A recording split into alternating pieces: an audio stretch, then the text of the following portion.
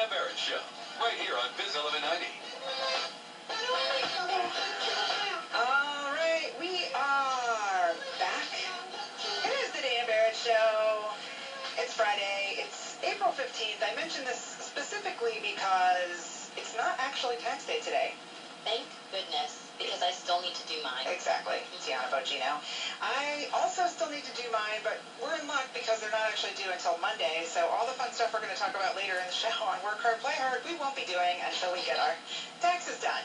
Also, coming up later in the show, one of Facebook's first 250 employees, author, comedian Paul Ollinger says you should totally get an MBA. And later this hour, is allowing texting in movie theaters the only way to get millennials to go? We are going to talk about that, and when I say talk, I mean I'm getting out the soapbox, people. But right now, tax day is coming up, and Cardlytics has a new study out with some insights into tax season. Dawn Brun is joining me on the phone basically to chastise me for being a procrastinator. Good morning, Dawn. Good morning, Dana. How are you? I'm well. I got to start with the most obvious question. Have you done your taxes yet? Tell the truth. I have done my taxes. Dawn, so jealous. Dana, you're not alone, though. I mean, what we found was that the majority of Americans actually wait until the last 2 weeks of tax season to file. So you're definitely not in the minority. So when you say the majority, do you actually have like a percentage? We do. So we found that 40% of Americans wait until at least the last 4 weeks to file. But then in the last 2 weeks is when 27% of people actually go and finally file their taxes. So do you know how many people literally do it on the last day? Is it just me? I am sure it is not just you. We don't know the exact day that people are filing, but certainly I expect that a lot of people are going to be very busy on Sunday evening getting ready for that Monday filing deadline.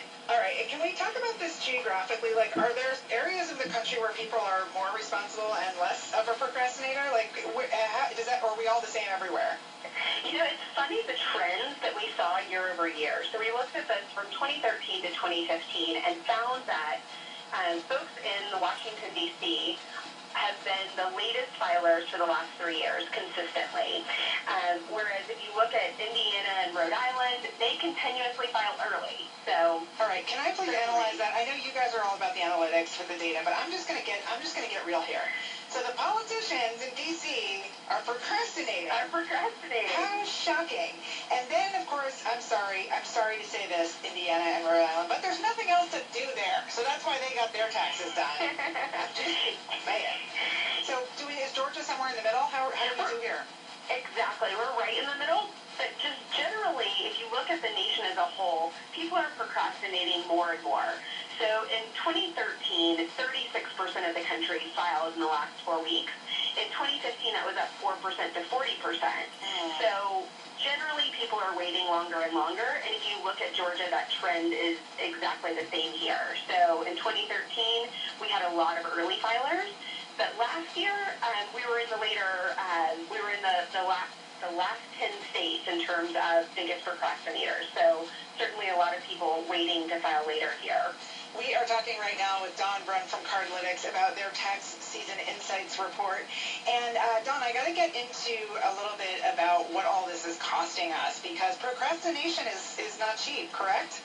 It is not. You know, what we found was as you wait longer and longer to file your taxes, you actually end up paying more in terms of tax prep. So if you wait until let's say you file in week 10 versus week 1, you will pay twice as much as that person that filed early to get your taxes done. So that's if you go out and get help from somebody. It is. It's filing online, or if you went into like one of the national brick and mortar stores. So yeah, because now there's a lot of people. Well, let's go back for a second. So are more people filing online now than mailing stuff?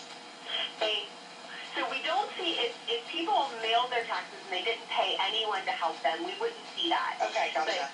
But out of people that are paying someone to help with their tax prep, 78% of those people are filing online. Okay. So certainly a vast majority of people are going online.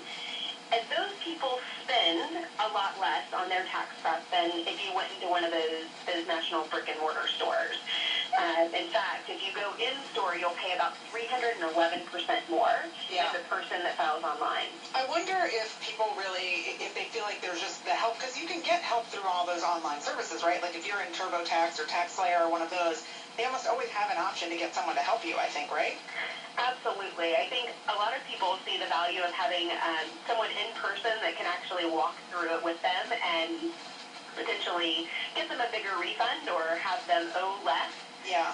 So they see the value of paying more to get that one-on-one personalized service. But, dude, I was looking at the report you guys put together. It's a lot more, right?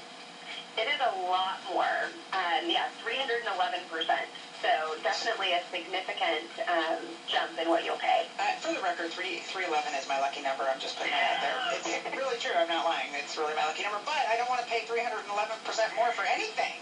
No, absolutely not. But if it can save you, potentially thousands of dollars on your refund, perhaps that additional cost is worth it. Well, so that's what you look at, right? So for brick and mortars, what's the dollar number? Forget the percentages for a second, but what kind of dollars are people paying to get that kind of help?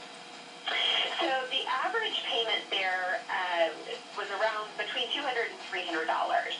So versus online, where most people are spending less than $100 to file their taxes online. So. Right. So if you go to one of the brick and mortar stores, because you're saying it costs more the longer you wait too, right? So if I go to one of the brick and mortar stores, but I'm really organized and I do it like, February 1st, it costs me less? It costs you less. That's so crazy. Exactly. So they know, they're like, oh, you really need me. Exactly.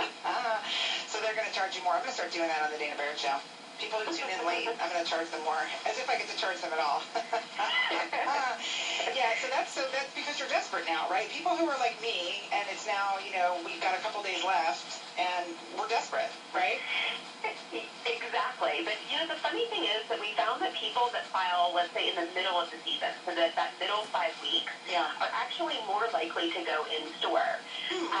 Those tend to be the people that aren't early birds, they're not procrastinators either, but they've got enough time where they can go in, get everything organized, and pay kind of a moderate amount. They're not going to pay that much more than the early bird filers.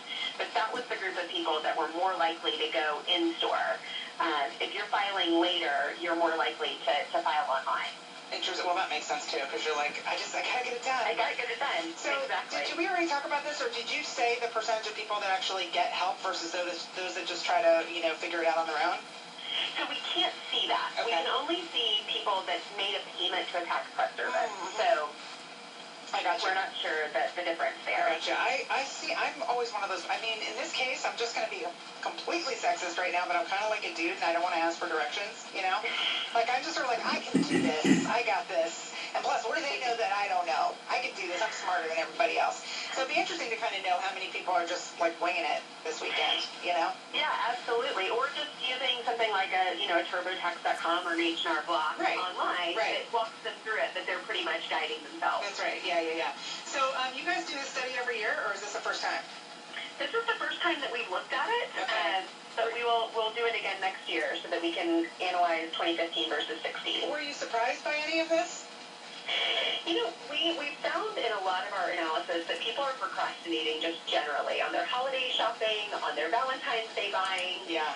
So not a huge surprise there, but it was interesting to see how that procrastination actually costs you more in terms of what you'll pay for tax prep. That part was interesting to us. Yeah, 311% more. Yikes! All right, Dawn Brun from Cardlytics. We are just about out of time in this segment, so thank you very much for sharing these insights with us. I really appreciate it. Absolutely. Have a great weekend doing your taxes. Thank you. Rub it in, why don't you? All right, so it is interesting to think about the fact that, because I don't think people really realize it's going to cost more. I always thought, now because I do it on my own and I'm a loner when it comes to taxes, I always thought that that it was just a set fee. Like, I didn't know that they sort of charged you a different, I thought you just paid X number of $100. That's the price tag for getting your taxes done.